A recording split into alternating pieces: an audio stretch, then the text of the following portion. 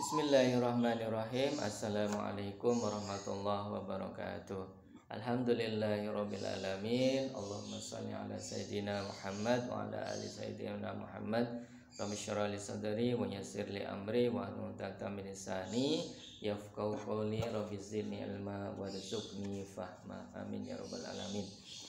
Rekan-rekan mahasiswa dan juga mahasiswi yang saya muliakan, alhamdulillah di kesempatan kali ini kita akan melanjutkan perkuliahan kita, yaitu manajemen pelatihan dakwah. Di dalam kesempatan kali ini saya akan menyampaikan tema merancang program pelatihan yang efektif, merancang program pelatihan yang efektif. Dalam tema ini nanti akan saya jelaskan terkait dengan apa itu makna efektif, kemudian juga hal-hal yang perlu dipersiapkan di dalam mencapai program pelatihan yang efektif. Baik, yang pertama terkait dengan makna efektif. Apa itu efektif? Nah, efektif kalau dari sisi bahasa, dari sisi asal katanya, efektif ini mungkin kita pernah mendengar kata efek. Nah, efek kalau kita meminum sesuatu, memakan sesuatu, ada nggak efeknya? Nah, ini bisa kita analisis dari situ. Kalau itu minum obat batuk, ada nggak efeknya itu obat batuk itu? Efeknya adalah sakit perut, sembuh. Nah, itu maka kalau dari sisi itu, maka kata efek, kata efek itu dapat diartikan sebagai pengaruh, atau hasil, atau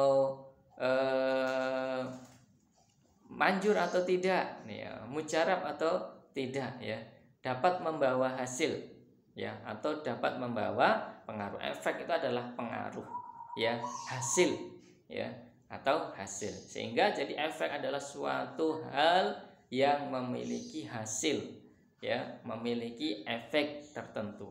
Tentu hasil yang positif dan dapat dikatakan berhasil, kalau dalam hal ini, dalam kaitannya nanti dengan pelatihan dakwah, berarti hasil yang positif, Kemudian juga efektif ini, sehingga kita simpulkan dari asal kata tadi, efektif itu, maka efektif ini merupakan suatu usaha yang dikatakan efektif itu apabila hasil atau target atau tujuan yang ditetapkan sebelumnya dapat dicapai, atau efek juga dapat diukur dari ketepatan waktu dalam menjalankannya, Kalau efektif tidak ini, sesuai dengan target waktu yang telah ditetapkan tidak. Nah, ini asal dari pengertian dari bahasa, kata efektif. Nah, ada juga istilah yang lain dari efektif itu, biasanya dikaitkan dengan efisien. Kalau efisien ini memiliki tepat atau sesuai untuk mengerjakan sesuatu, atau mampu menjalankan tugas dengan tepat, dengan cermat, berdaya guna, tepat guna, tidak membuang-buang waktu, tenaga, dan juga biaya. Nah, itu terkait dengan efektif, Hal apa saja yang perlu dipersiapkan agar supaya pelatihan yang kita lakukan itu dapat efektif, Program pelatihan kita itu dapat dikatakan yang berhasil, mencapai target yang telah ditetapkan, Yang pertama, melakukan analisa kebutuhan pelatihan. Jadi sebelum nanti kita melakukan pelatihan, kita harus menyiapkan materi atau berbagai keperluan yang dibutuhkan dalam pelatihan tersebut. Maka kita harus menganalisis kebutuhan. Sebelum kita menyiapkan materi, berbagai keperluan yang telah ditetapkan itu, kita harus menganalisis terlebih dahulu kebutuhan pelatihan yang akan kita lakukan. Apa yang kita butuhkan, apa yang kurang. Dulu pernah saya terangkan bahwa sebab adanya pelatihan itu karena ada perubahan. Ada hal-hal yang berubah dari sisi ilmu pengetahuan, teknologi, sehingga seorang mubaligh itu perlu apa? Diberikan pelatihan, ilmu, diberikan ilmu tambahan, keterampilan tambahan agar bisa mengikuti perubahan yang terjadi, bisa mengikuti pola-pola dakwah, bisa mengikuti metode-metode dakwah yang bisa dilakukan untuk saat ini. Nah, jadi kita harus apa? Melakukan analisis kebutuhan pelatihan dulu. Ya, apa yang dibutuhkan? Oh, butuhnya adalah keterampilan mengedit video dakwah. Oh, kita perlu keahlian dalam public speaking semuanya. Nah, ini perlu apa kebutuhan yang perlu yang dibutuhkan ini. Nah, nilailah situasi sebelum kita memulai eksekusi pelatihan itu atau melaksanakan pelatihan ya. Dengan melakukan analisis kebutuhan pelatihan yang tepat, maka akan menghindarkan pelatihan yang tidak diperlukan ya. Artinya nanti pelatihan kita bisa efektif. Yang selanjutnya, bahwa karena memang yang kita latih ya, yang kita latih itu adalah orang-orang yang sudah dewasa, yang biasa melakukan kegiatan-kegiatan dakwah, maka juga gunakanlah prinsip belajar orang-orang dewasa. Ya, bagaimana belajar orang dewasa? Ya, dalam menjalankan pelatihan tersebut, tentu orang yang ingin kita ajarkan itu adalah orang dewasa. Yang kita ketahui bahwa orang dewasa memiliki karakteristik tertentu yang akan membuat pelatihan menjadi lebih efektif. Maka ketika nanti ketika melakukan pelatihan tadi, maka harus dirancang pelatihan sesuai dengan karakter orang-orang dewasa. Itu yang kedua.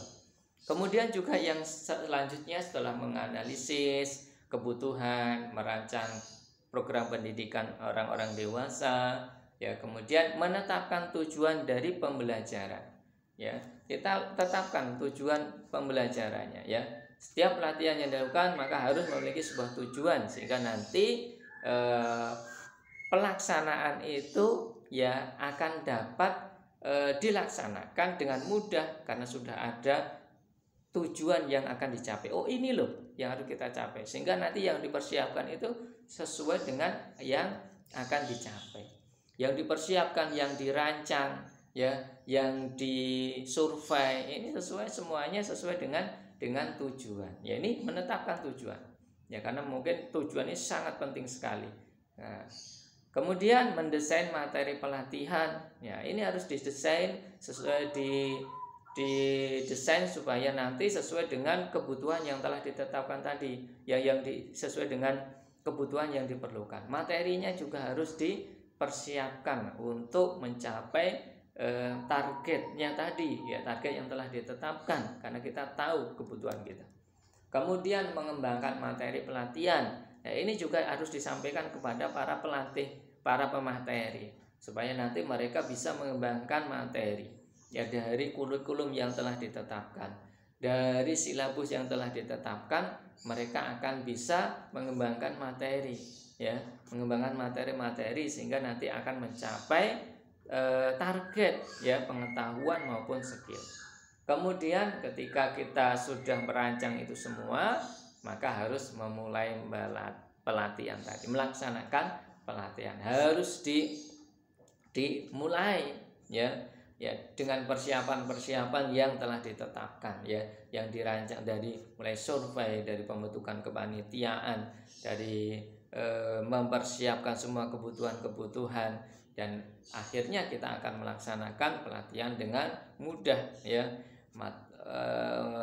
Pesertanya sudah dipersiapkan, pematerinya sudah dipersiapkan, materinya sudah dipersiapkan, peralatan sudah dipersiapkan, ya, maka akan lebih mudah untuk melaksanakannya. Kemudian yang terakhir, agar pelatihan efektif, maka juga harus ada evaluasi, ya, evaluasi supaya nanti pelaksanaan, ya, evaluasi ini bisa dilakukan pada awal yang pertama di awal, atau ketika sedang melakukan persiapan untuk melakukan pelatihan, pas pelaksanaan, monitoring, dan pasca pelatihan. Sehingga ini nanti dengan diadakan evaluasi ini maka akan menjadi bahan pertimbangan, perbaikan dalam pelatihan yang akan datang, ya. Nah, itu sehingga nanti akan dapat dicapai pelatihan yang efektif, yang berhasil, yang sukses sesuai dengan kebutuhan tujuan yang telah ditetapkan. Baik, itu yang dapat saya sampaikan, mudah-mudahan bermanfaat. Silakan nanti dikembangkan dan bisa kita lanjutkan dengan diskusi. Saya akhiri, kurang lebih mohon maaf.